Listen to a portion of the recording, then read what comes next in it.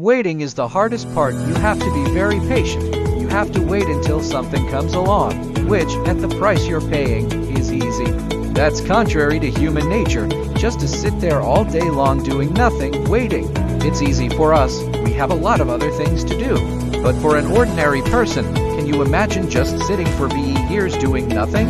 You don't feel active, you don't feel useful, so you do something stupid. Most investors are impatient. Because of this, they fail right out of the gate. Why? Because stocks are almost always selling at prices that are way above their long-term intrinsic value. It is the nature of the beast. If you wake up one morning determined to invest your money, your chances of getting an investment that would meet Charlie's standards is almost zero. So you settle for something less, when you could have gotten something more if you had just waited. Which Charlie says is easy to do because you don't have to pay anyone to wait. Charlie's approach is contrary to human nature, but right there it should tell you that it is a winning investment strategy. For one of the most successful of all investment strategies is to be a contrarian investor, to go in the opposite direction, to buy when others are selling. And not being in a hurry is contrary to everyone who is in a hurry, which is just about everyone else in the world. Think of it this way, Charlie isn't out looking for an investment. He is waiting for the right long-term investment at the right price to come to him.